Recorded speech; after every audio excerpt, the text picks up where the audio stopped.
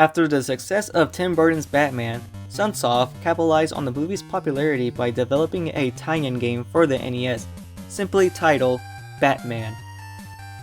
The game received excellent reviews from both fans and critics. Electronic Gaming Monthly gave Batman an award for Best Movie to Game Adaptation. Official Nintendo Magazine rated the game a 92%.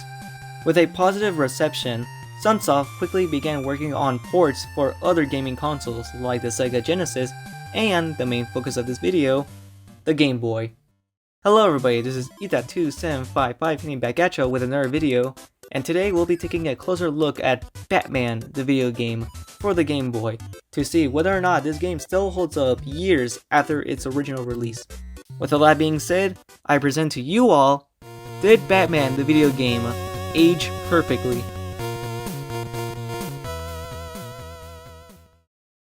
Batman, the video game, hit store shelves in North America in June 1990. The game follows similar events of the film, albeit very loosely. I say that because Batman didn't go all around the movie shooting criminals. Although in his early appearance in Detective Comics, Batman was shown in a couple of occasions using a firearm. But this was quickly retconned in later issues when the character became more developed. If there's one thing both adaptations do share in common is that both aren't afraid to kill. Literally, just take a look at this scene. Batman drops a bomb in front of these two guys and proceeds to drive away while the chemical factory explodes in the background. And I can already tell some of you guys in the comments might be saying, oh, we didn't see their death on screen, so technically Batman didn't kill, lol. Man, shut your lame ass up. I don't care what you all say, because there's no way a normal human being can survive this explosion. Anyways, getting into the plot for Batman the video game, Batman received news about Jack Napier, the main antagonist, has snuck his way into the Axis chemical factory. This prompts Batman to investigate and confront Jack Napier at the Axis chemical factory. During their face-off, Jack falls into a vat of chemicals. He survives the altercation and emerges not as Jack, but as the Joker. From there, Batman goes on a journey throughout Gotham to stop the Joker and save the city from his tyranny. The story reaches its climax in a final showdown at Gotham Cathedral. Gameplay-wise, Batman the video game is a side-scroller action title with platforming elements. One thing you will immediately notice upon entering the game is Batman's sprite. It's hilarious how tiny Batman is in this game. It's even funnier when he crouches because he looks like f***ing Mr. Potato Head. Anyways, if you look past the game's silly visuals, you'll notice that the Cape Crusader doesn't have any gadgets. No melee combat, no grappling hook, and zero explosive. All you have is a single gun. While the game lags in the gameplay department, it does offer interchangeable upgrades to your gun. You can find these upgrades by shooting the destructible blocks that are scattered in every level. These blocks come in two different shades of color.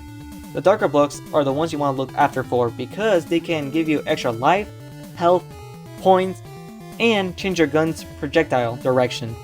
So you have to be very careful what kind of upgrade you want for your gun to help aid in your journey, especially in the later levels.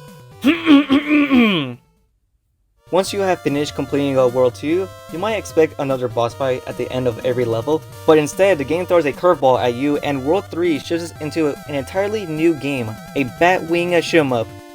The controls are completely different from the main game. The A button fires forward while the B button shoots backwards.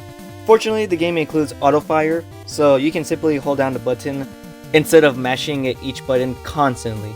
Personally, I'm a sucker for shoot-em-ups. It's one of those genres where I can just shut off my brain and let my muscle memory do most of the work.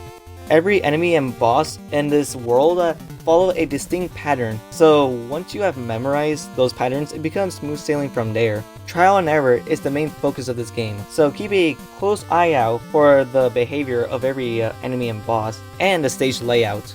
Trust me, you'll thank me later. Except for this fucking boss fight. Honestly, my reflexes were so slow at this point, so what I did was I abused my invisibility frames to get past this level. Work smarter, not harder.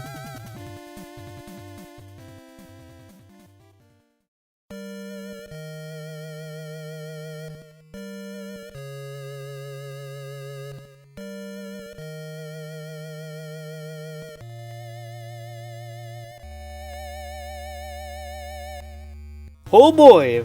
World 4. I've been waiting to tear this one apart. First off, the opening level of World War isn't that bad. It features a solid level design with great platforming elements. There are plenty of extra weapons, health, and power-ups to pick up to help you throughout this level. Overall, it's pretty fair and forgiving. Except for this shitty level. World 4-2 spikes up in difficulty. It's an auto-scroller! Yay! And now will be a good time to talk about Batman's jumping mechanics. Batman jumps pretty floaty in this game. The longer you hold the A button, the longer he glides in the air. This might have been intentional because Batman always wears a cape after all. But when you combine auto-scrolling into the mix, it becomes a recipe of a disaster. The design for 4-2 is flat out bullshit. Enemies are conveniently placed on narrow platforms, and the game expects you to land on them perfectly without taking any damage. And if you take too long, the screen forces you to jump blindly, often leading to your death. I honestly don't expect anybody to get past through this level on their first try. The only way you're ever going to get past through this level is by memorizing the layout and having luck on your side. My recommendation for the best weapon to bring for this level is hands down the wave gun. It's very versatile and effective when hitting enemies both on and off screen. If you somehow get past through 4-2, you are greeted with a boss fight with the Joker himself. One thing that stood out to me is Joker's 8-bit sprite. He is way more taller compared to Batman's tiny model. My guess as to why Joker is so tall is probably because of a game choice design. On the bright side, his larger hitbox makes it much more easier to take him down. But the only catch is, Joker in this game is built like an absolute tank because he is a bullet sponge. You need to do an excessive amount of damage to take down Joker. And this is when the wave gun comes in handy because you can easily hit him in the head and deal twice as much damage as you would if you hit him in the torso. Once you're done defeating the Joker, you are rewarded with a cutscene that is really reminiscing to the movie. For being the first Batman game on the Game Boy and a licensed title, I will say it's actually pretty good for what it is. Most people associate licensed games as shovelware for a console because there's not enough care put into them. But I will argue that this argument doesn't apply to Batman the video game.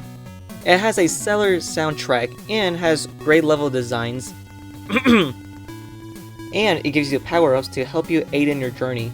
And it's a really short game because it only clocks in like an hour or so if you don't die. What I especially love about this game is the infinite continues. If it wasn't for the infinite continues, my opinion for this game would have been much more lower.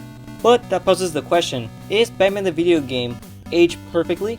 Well, to answer that, I say yes. Although it's a really old title, there's still fun to be found in this game. And I recommend it to any casual player, all because of the infinite continues and the short length of the game. It's a nice challenging title that is worth it for any collector for the Game Boy. Anyway, that wraps it up for me. If you guys like this video, like and subscribe if you want to see more, and I'll catch you guys next time. See ya, bye!